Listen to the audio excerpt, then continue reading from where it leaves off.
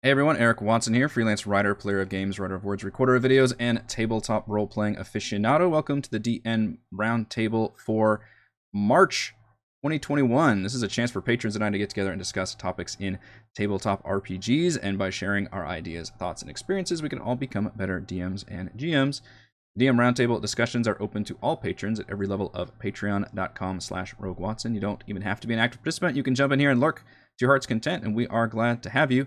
Shoutouts to Platinum patrons, Joe, Will, Tiny Dancer, Manuel, Wizard, Princess, Christopher, Star Loverly, Thomas, Ldugs92, Ian, and James, and Captain Mike. I haven't upgraded my patron credits there. And gold patrons, RPG Papercrafts, Charming Grenade, Pretty Boy, and Yuma, Marcos Did, Vicente, Gilberto, Adam, Dead Lizard Lounge, Sam, Arash, Lumpy Spuds, Jerome, Fatboy619, Sklininik, and Farty McButterpants.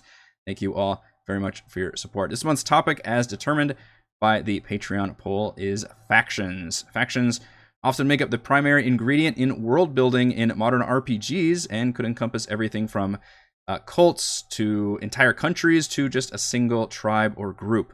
5th edition D&D includes several factions in the Forgotten Realms, including the Harpers, the Lord's Alliance, and Zentarum. So the question being, what factions do we incorporate into our campaigns, or do we like to just create our own? Joining me for this month's DM Roundtable, we have Jordan.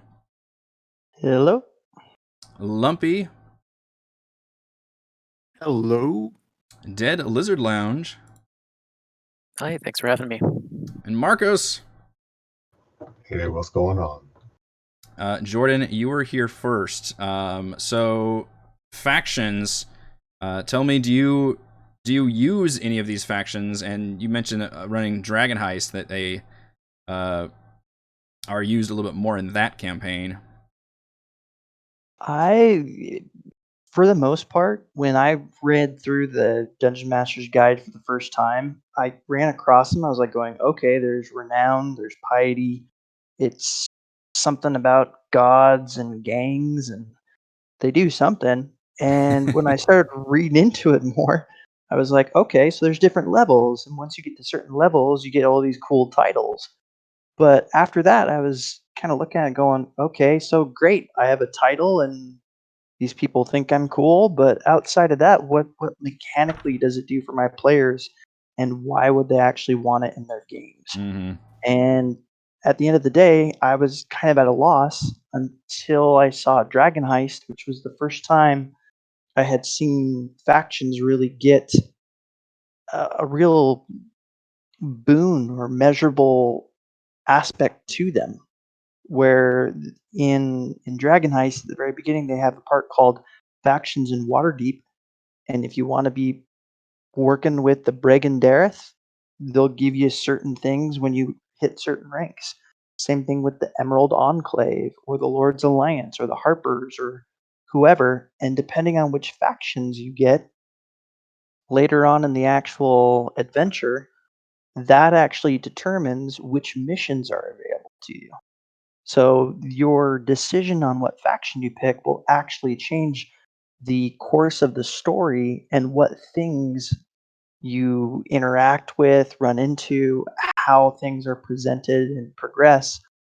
And Oh, wow. before that, I had never seen anything like that. But even then, I had to do digging online where I had to go to like D&D Beyond to actually see anyone that said, okay, when you're this level, we'll give you pass without a trace and advantage on stealth in the wilderness because you're with the Emerald Enclave. See, that's the kind of things that I would want to look Prefer. at, is adding some kind of mechanical benefit. I don't know if the story stuff is enough, and I don't think. Yeah. I feel like factions is one of the weakest part of 5e. Like, they've done such a good job with so many of their systems, but It kind of feels like an afterthought. yes. Does anybody else have run Dragon Heist or is familiar with that campaign? Pretty decently. Marcos, yeah, go ahead. What are you thinking about factions? Well, Dragon Heist is a little bit of an outlier. It essentially takes what is presented in Ravnica. Ravnica was the first real thing that has factions or guilds. Oh, yeah. They call them that. But at the end of the day, a faction is either something to antagonize the heroes, or it's something that's meant to give the heroes gold or loot. Because at the end of the day, everybody wants treasure. That's a good point with an antagonist. The evil faction is always, because if you think about it, like the dragon cult is technically a faction. Like in the whatever the Tiamat adventure is, like that could be considered a faction. Is that it? Just every evil cult is basically a faction, and Princes of the Apocalypse. Yes, yeah, those technically have multiple factions, and they're all like technically aligned against each other. But yeah, factions make excellent antagonists, and in fact, most of the time, your BBEG is the head of a faction. They've got minions and different infrastructure working for them. So I definitely agree with using them as villains. Yeah, and it's actually because of that structure that you see a lot of players not being in factions. Interesting. The epitome of a faction is following rules and following somebody else's guidelines. And a lot of players, that takes away as little of a monicum as it is, it takes away a little bit of their agency. Hence, a lot of people don't follow factions because they say, well, I want to do this, but they don't like taking candy from babies, and I really like taking candy from babies. I don't want to be in this faction anymore. So to prevent unnecessary strife, a lot of people just don't do factions, and you only come across them as an NPC showing the face of a faction, and then you working with said faction until they're not convenient anymore. And the weird thing is, I think factions are such an Adventurers League thing where it's the reason for your character for adventuring. But when you have a group of players that are together for a campaign, it feels weird to me, I guess, that each one would belong to different factions, but they would all be working together. Like they're, I don't know, the Avengers of their respective factions or something. Like the reason behind it is like the reason you're an adventurer in the Adventurers League is because you're a member of the Emerald's Enclave, and the Emerald Enclave sends you off to do these missions, and you happen to party with other people from these different factions because you've never, you're just playing at random tables and conventions and things. But if you're in an actual week-to-week group, it doesn't seem like it makes as much sense to be a part of, to need that crutch for that reason for your adventuring. You could just be like, well, I'd rather have my party all belong to a faction, and as you were alluding to, that faction is usually just the party is a faction. They are the extra players, and they might work for other people, but essentially most parties are just mercenaries, and they're just being hired by whatever group is paying them. Lumpy, how do you feel about using factions? I guess the 5e factions as well as any custom ones. I use them a ton in all of my campaigns. I do predominantly homebrew stuff, so I use them to keep track of a lot of the moving parts with the stories that I tell with my players. For example, in my Eberron campaign, I'm using the Daughters of Sorakel, the King's Dark Lanterns, and a couple other groups that each of them have different stakes in the plot that's going on. So as the players do things, I can react with one faction coming in and doing something different that then changes the atmosphere of everything that they're doing. It's a really great way to have a dynamic story with lots of different flexible options for you. Shout out to Eberron for having cool ass factions, by the way. I think there's one faction just like a bunch of like werewolf vampire hunters or something. There's a ton of great stuff. Yeah, I'm having a lot of fun. I'm running a campaign that's based on basically it's a bunch of spies trying to figure out what's going on with the morning that happened 4 years prior. And there's all these terrorist attacks that are going on, and they're trying to search down what's going on. So I have like the Daughters of Sorakel, which are from the land of monsters, essentially there. And one of the people in that faction has decided to break off from the rest of her faction and help the party. So, it gives them ins with these different factions. It gives you different NPCs you can introduce to them, different assets they can just utilize at different points. I love them. I love using factions. Using them as story, right? As like, Yeah. yeah. What about, do you use any of them for, like, if your players complete, like, do you keep track? Is there any kind of like mechanical system that you like? I come from such a video game background, so I picture like, you know, like literally having a bar where if you like, you know, help this faction along, then that bar raises up and you go from different, you know, you're liked to you're amicable to whatever your ratings are, and that gives you some kind of, I don't know, shop discount or unlocks some perks or something. It's not like I So don't use like you don't use quantifiable numbers ranking or or anything. renown? Yeah. The renown Yeah, system. I just kind of feel it out. I mean, if they're working with one faction for a while, I'll throw them, you know, some extra bonus potions or something from that faction here and there. And Okay. it kind of it's more like a way to keep track of your improv. You know, if you know what the faction's looking for and how that person relates to the faction, the NPC relates to it. You kind of know how to role play whenever the players are interacting with them a little bit more. You know, I guess, yeah, I don't So have it any quantifiable way of doing it though.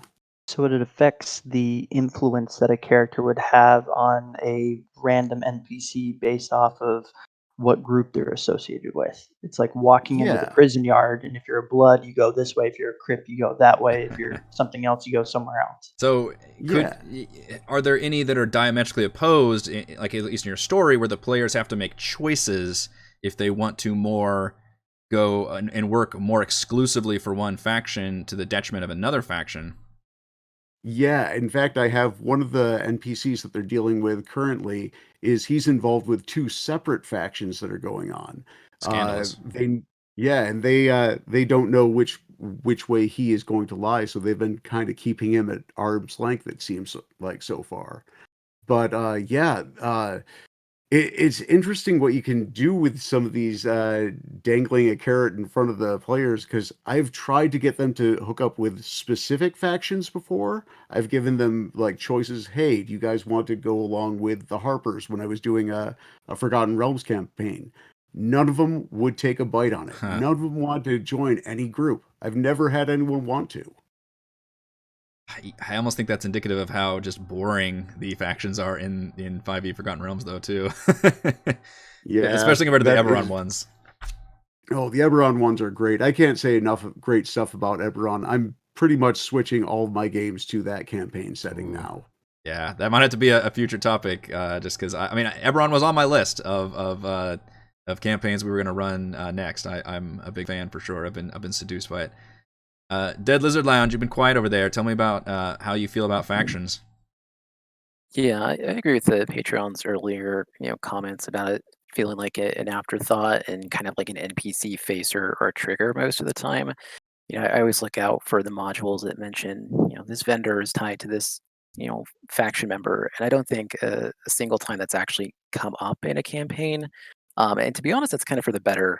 I'd be worried if, they were asking every single vendor, kind of what their alliance is. It slowed things down. I've always offered it to the players, and they skipped it to have any form of faction themselves in both Vandelver and Mhm. Princes of the Apocalypse. Tomb of Annihilation was the first time where I really tried to pull it to the kind of forefront, since the book seemed to do that in a few spots, and they still didn't bite. And really, it wasn't until What was the Ron- like the Flaming Fist, or what was the examples that you were trying to yeah, use? Flaming Fist and the Emerald Enclave. I believe one of Mm. the guides was tied to the Emerald Enclave, if I'm not mistaken. Um, but really, Rhyme is the first time that I've actually seen it actually work and kind of connect in a way that's both trackable and useful. So really, I think that may have had more to do with the secrets. We had a player choose the kind of secret armor. Spoilers for Icewind Dale Run with Frostmaiden, real quick.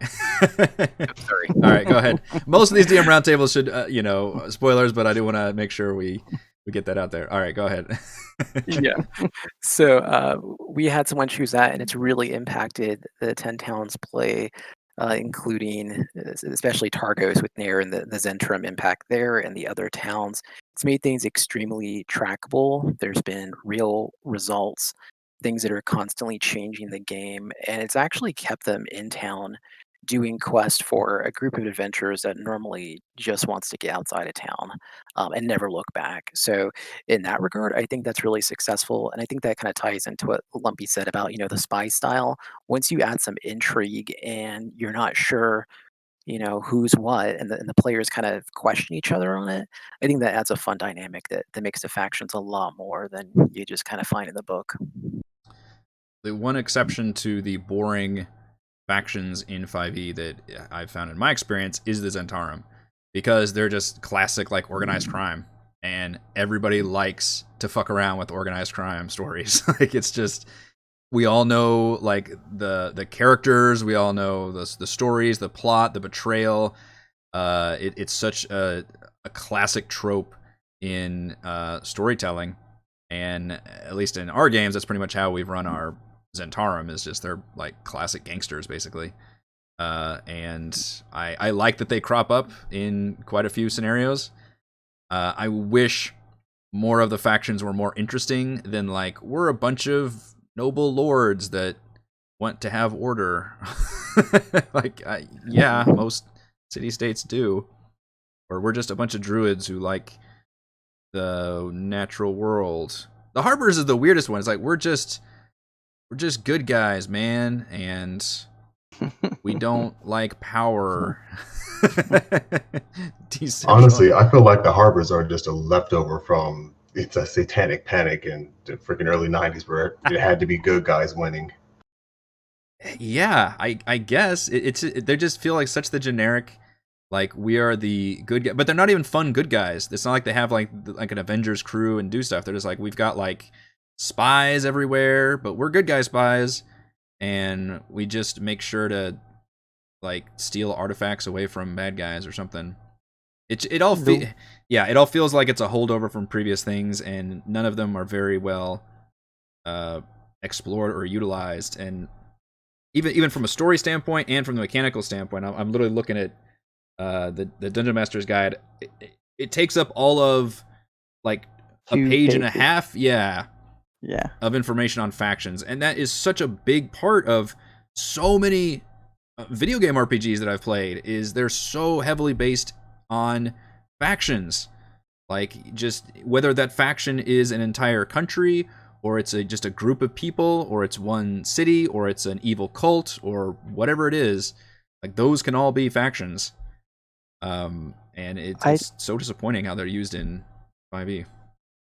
I don't want to use a pop culture example, but I can't think of a better one where I think lots of people can relate to it, is just with Critical Role and the different factions that they've created within this Season 2, Campaign 2, whatever the hell you want to call it, where they are using factions as political parties. And there's this intercontinental war between these different groups, and depending on where you were born, you were most likely drafted into said faction, or people looked at you and said, "Oh, you're that faction.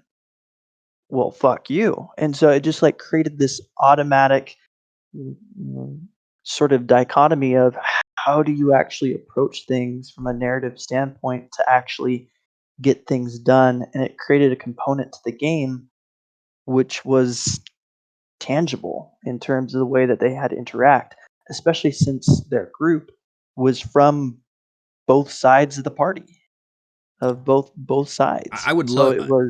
It's just interesting to watch the dynamic. I would love to have a military themed campaign that the backdrop was a war, which was like literally two factions or more like in active war with each other. And then you just had to have a D&D campaign around that, and then you had and you could ostensibly as a middle party, then as outsiders who could come in and theoretically like work for both, and or the multiple factions involved, and then like Lumpy was saying, maybe eventually you have to make the hard choices on which ones you want to eventually align yourselves with, or go your own path. And that's such a big, again, video game RPG thing to do. Is that is part of the player choice in telling their own story, is you end up aligning yourself with any of these factions or not in order to reach your end state.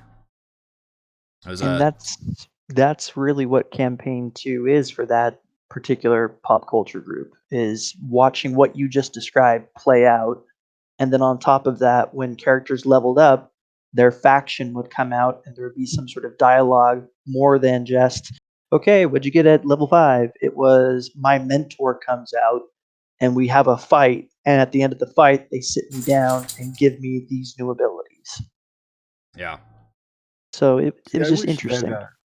I wish that the Dungeon Master's Guide would have put things about how to use factions as a narrative tool in your stories. Yes. That they really failed us in that. I mean, they could have given us great ideas of, how can you use a villain from this faction? How can you create more world building using a faction? How did that fit into your world? I don't know, I'm just spitballing here, but they really could have written a lot more stuff here for us to how to use this other than just what they gave us in that page and a half, But I mean, honestly, if you think about it, though, factions are literally factions could literally be everything in your game or nothing at the same time.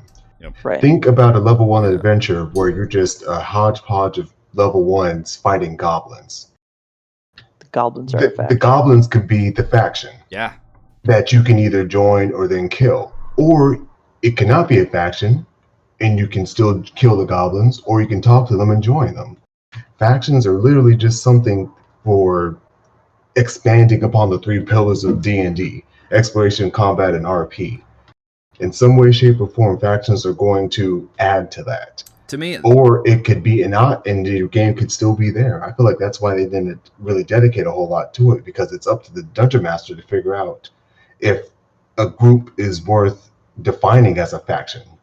Right, and the definition is if an interaction you have with this group also affects other members that tie to that group, then it's a faction. So in your goblin example, if you deal with these goblins and then in the future no other goblins care about what you just did with these goblins, then that wasn't really a faction, in my opinion. Like, if it's just one group, like, it's probably not considered a faction. But if by you helped this particular goblin tribe, and then you come across some other goblins in the future, and they're like, oh, hey, it's like your renown bar has gone, hey, we're kind of non-hostile to you right now because we heard about what you did with these. Or you created like a mini faction and said, a rival faction said, oh, because you helped those goblins, now we fucking hate you because that happened to be our sworn enemy goblin tribe.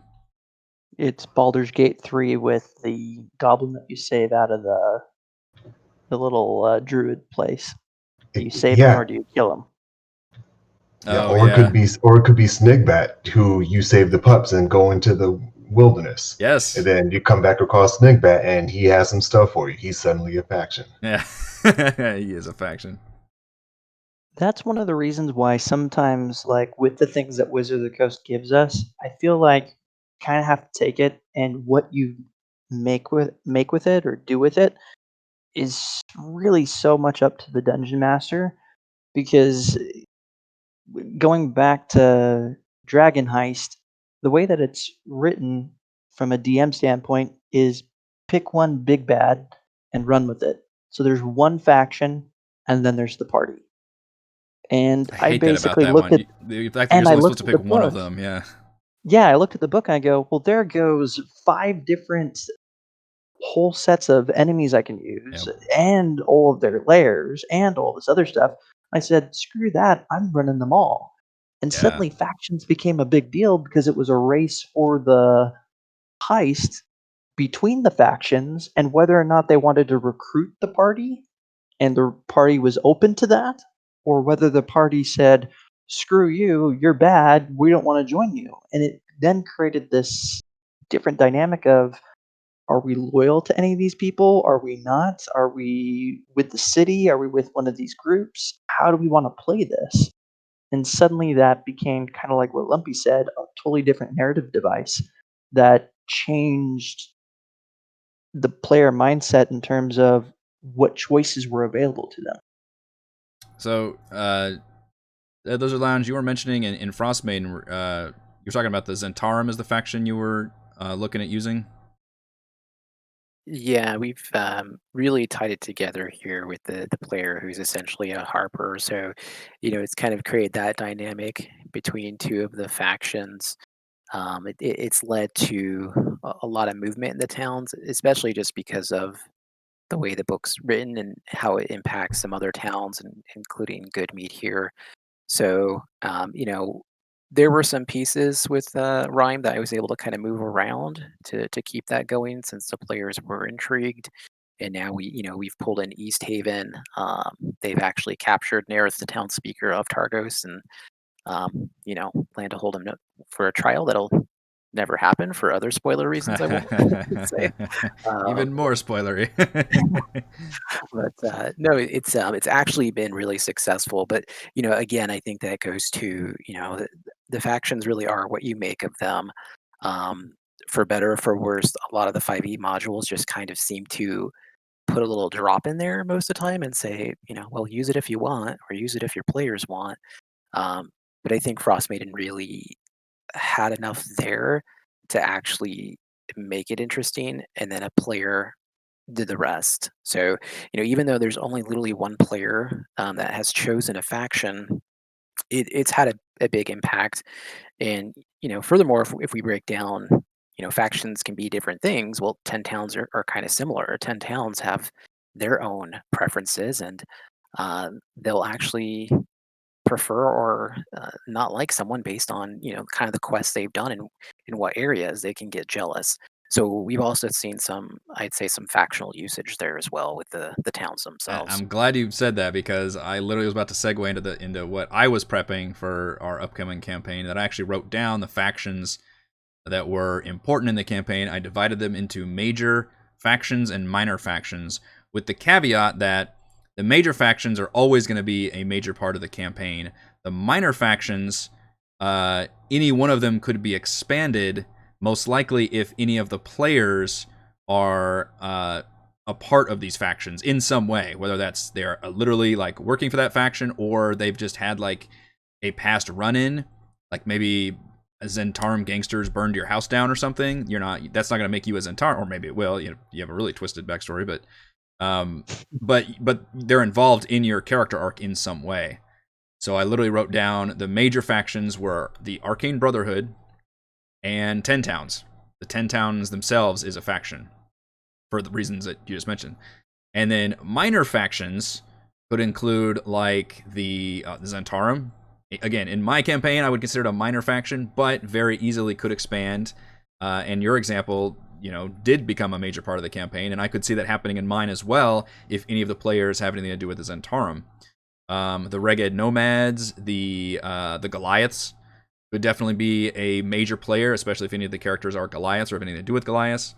You could turn Frost Giants into a faction, Oral Worshippers, the dwarves that are native to that region. Like, all of those could be potential factions depending on if my players are interested in exploring that as part of their personal character arc, and then I would immediately bump that up to a bigger faction in our campaign. But I want to definitely start with even organizing the campaign into factions, which not necessarily all the campaigns work for that. Tomb of Annihilation, I did not do that because it was a lot harder to...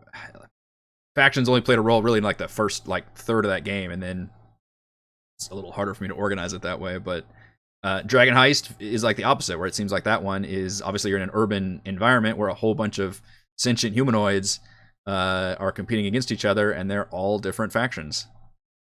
I wish more of the campaigns utilize them a little bit better. Has anybody done any kind of mechanical system with factions? I know it's not supported in the rules, but aside from literally has anybody even done the basic of you can gain ranks in a faction, even though that doesn't really fucking do anything? Yeah. Mhm. Just for Yeah. funsies? Well, no, I looked at it and I did research online and kind of tried to homebrew my own thing. But for most things, I thought, okay, if you get this fancy new title, what do you actually get? And so with Dragon Heist, The party wanted to align themselves with. Let me just grab the book here real quick. I had it out 2 seconds ago. Um, the mages. They wanted to align themselves with the black staff, Yeah. and so The they. Grey Force. Yep. So they went that route. And so they got Mm. certain missions, and based off of their missions, they got certain magical items that I gifted them. They got certain Okay. different boons. When they had different checks, they got maybe advantage on specific types of checks. And because of the factions that they were going against, that changed kind of the dynamic of where I went with things. So with that, it wasn't just, oh, congratulations, you got a rank. It was more of, okay, you got a rank, and because of your rank, I treated it like Acquisitions Incorporated, which is another campaign I'm currently running, where literally when you go up in your ranks in Acquisitions Incorporated, they give you unique magic items and they give you specific, almost like class features, but Yeah. based off of your role in AC Inc.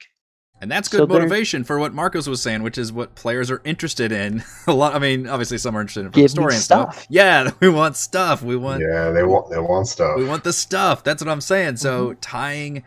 tying working for factions into fat loots is not a bad motivator.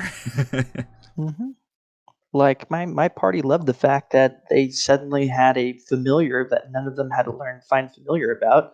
That was their contact to the black staff and other people. And sometimes they'd use the familiar and it'd be like, sorry, I'm busy, call again. And they'd be like, what the but it just created this dynamic where they had different things, whether it was a robe of useful items or X number of different stuff, where suddenly in the middle of combat, they're pulling things out. And I'm going, oh, yeah, I gave that to you because you chose. Okay, cool. That's awesome. You actually used it. That's good. So I feel like if you're going to use the factions, giving them things that go with it incentivizes in a very material way and a mechanical way that suddenly they're going, "Oh, you're part of that faction? Well, fuck you. You don't like our faction. You're a Crip. We're a Blood." And suddenly it becomes more personal when it's just some random guy walking down the street wearing somebody else's jacket that he accidentally killed. That would be interesting. I haven't explored the choice of giving players a choice of factions and allowing them to take, I guess, allowing them to take that much control of the story, where it's like, here are all of the different factions that all have content, and ideally you want your players to experience as much of the content as possible, but at some point, most likely they're going to have to pick and choose, in some cases, depending, I guess, on the story. And especially if you're unlocking things along the way, it feels like eventually you would have to be exclusive. Or not, do you just let them work for everybody? So, There's the Lumpy, ultimate mercenaries. as a follow-up to this same idea, do you feel like with Eberron, it's super prevalent and it makes a lot of sense? Do you think that's partially because it's more of an urban setting, I from at definitely least what we've think been that, given? yeah, with the more urban setting, with how interconnected that world is, the factions I really do think play a much larger role in everything that goes on.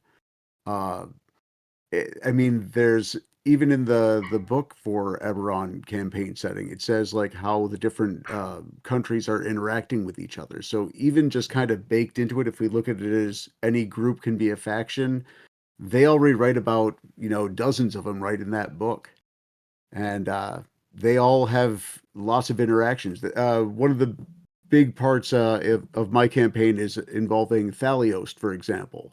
It's the city that is taken over by one of the countries, but it's traditionally part of another country.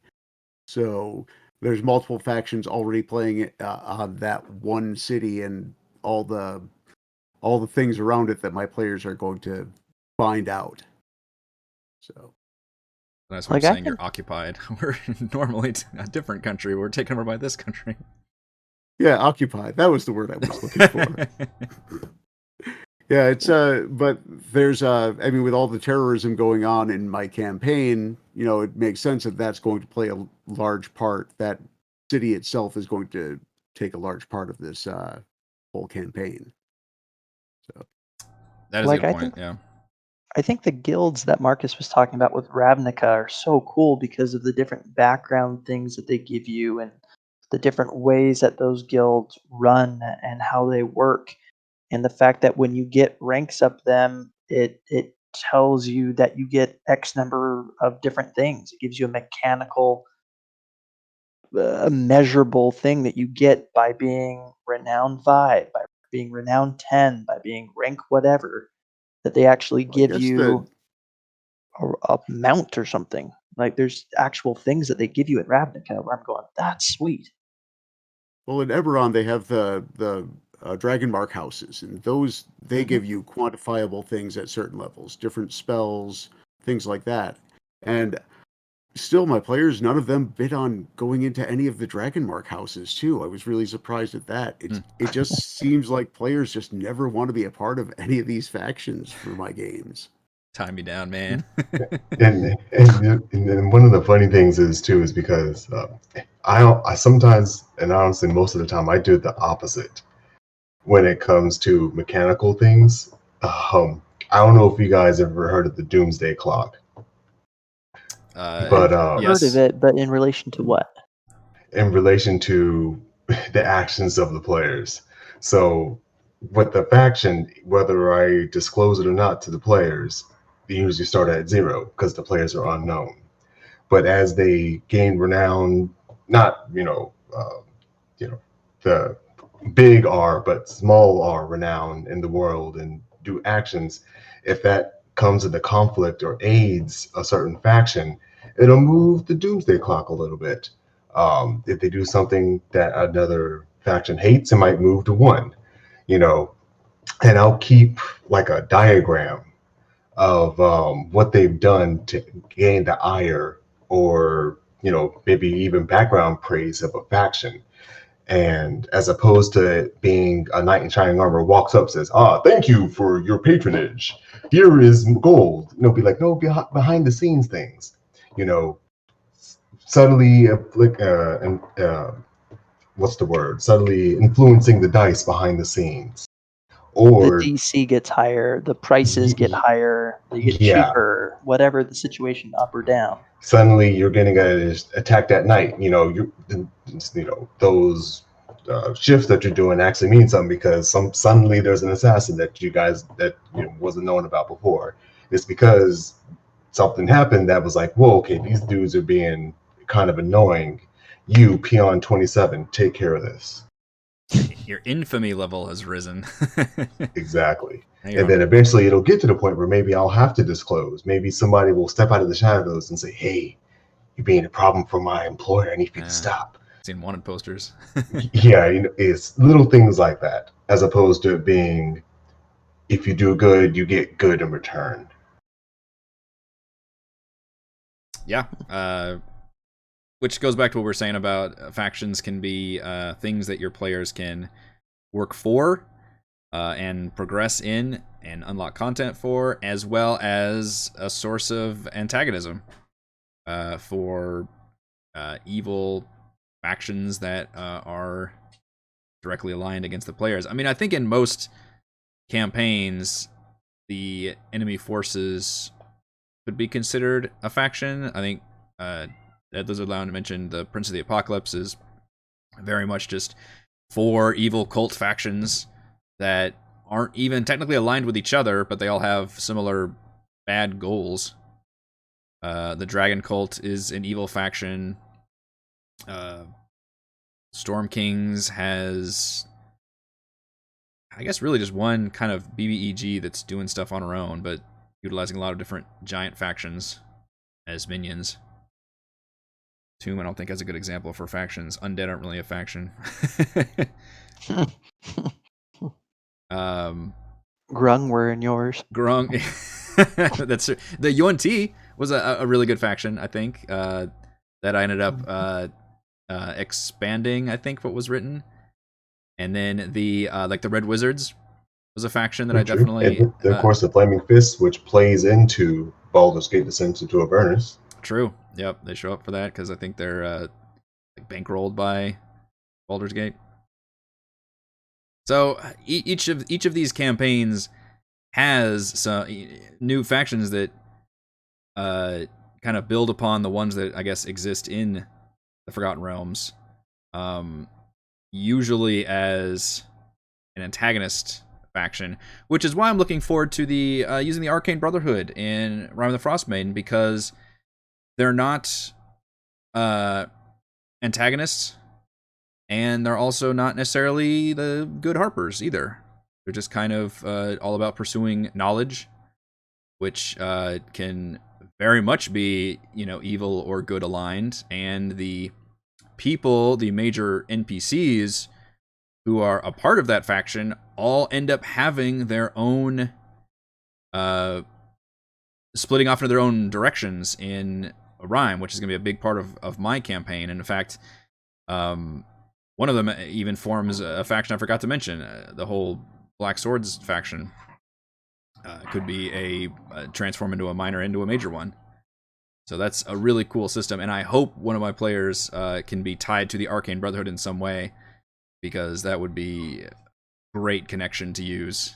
Because I think that's going to be a very important faction connection in my campaign. What else can we talk about for factions? We already at I think it just kind of relates a lot to the same thing that they did in Piety, which I haven't run Theros, but it seems like Theros leans more on piety and gods rather than factions and renown and rank. So has anyone really looked into Theros at all, or did I just say something that everybody's like, "What's that?" You mentioned the one book I have not reviewed in everything that I've done on the channel. That's the one book I've skipped over to. Interesting. It just doesn't interest me right now. That's fair, because it's its own world, right? It's another Magic the Gathering world, like it's Ravnica. another Magic the Gathering world, but it's very much focused on here's a god, and depending on the god, just like Ravnica, you can get a piety ranking, and based off of your rank with your deity, which can go up or down, you can get different things. So if I pick a random deity like Erebos, the god of the dead, if you do different things, there's things that you can get that would be in favor with him.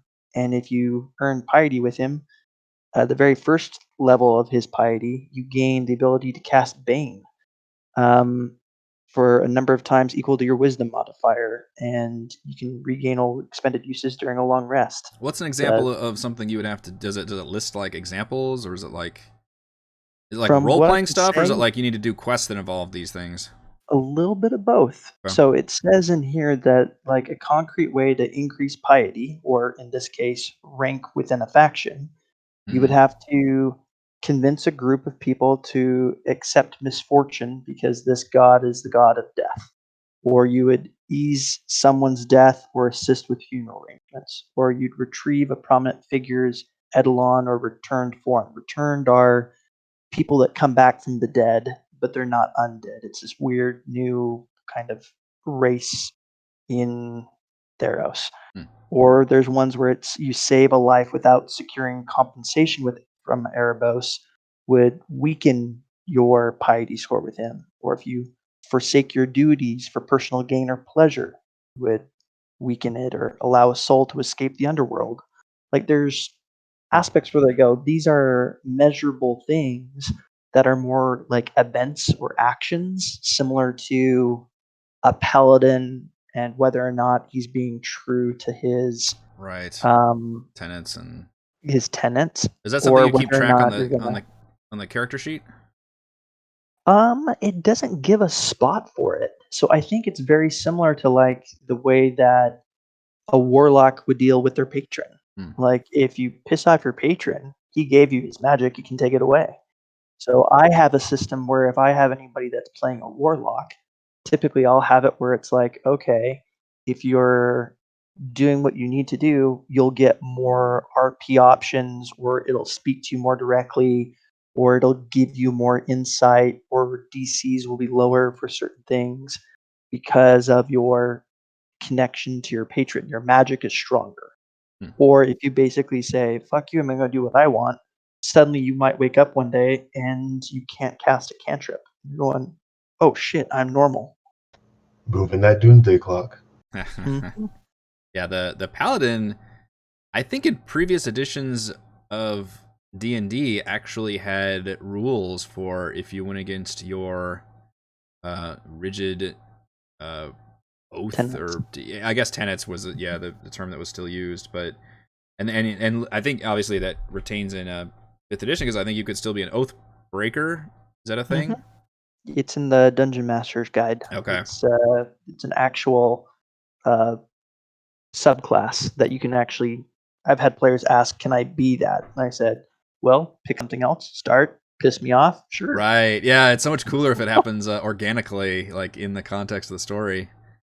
Which it would be interesting if you had more classes that did that rather than just the Paladin. I think you made a good example with the Warlock. That's interesting though about Theros. About it's almost like having a personal character quest arc in addition to the normal stuff going on. You've also got this personal thing that you're trying to do, and it actually gives you like mechanical upgrades as you do them. Mm-hmm. I'm generally in favor of that, because when I did my personal quests in Tomb, I made sure to reward everybody. I think mainly at the end of their quest chain, although some of them got things along the way, where they got like a cool personalized magic item after they like completed their personal quest arc. So that's something I'm definitely in favor of.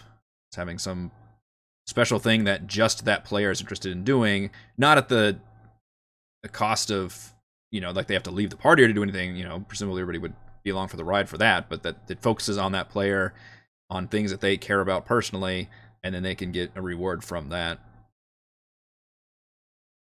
Sounds like a good system. All right, let's do closing thoughts on using factions, whether the established ones or our own ones in our campaigns. Lumpy, we're going to start with you.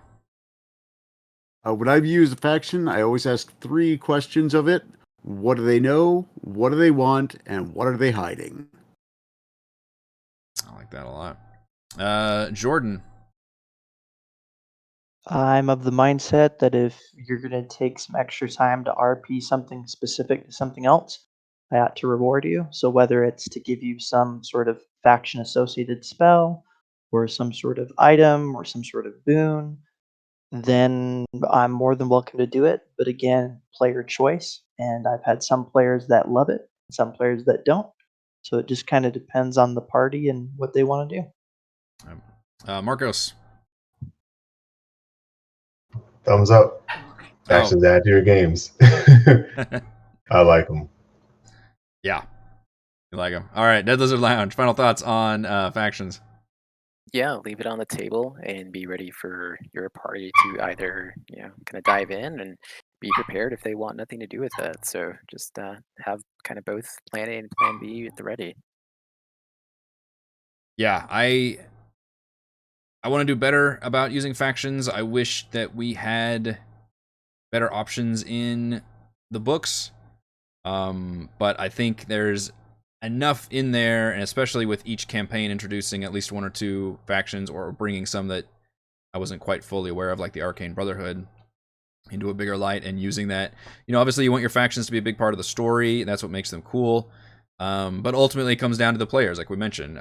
Do your players want to be involved in these factions, and in what way, whether it's working for them or working against them? And ultimately it comes down to, what kind of characters they're playing, and if they have any kind of history with any of these factions, in which case absolutely use them, and make that a part of the overarching story, as well as their personal story arcs as well. I think that will do it for this month's DM Roundtable. Thank you so much to Jordan, Lumpy, Dead Lizard Lounge, and Marcos for joining me. I'm Eric. Hope to see you all again for next month's DM Roundtable discussion. Thanks again. Have a good one. Bye. Bye. that's an excellent buy. Excellent.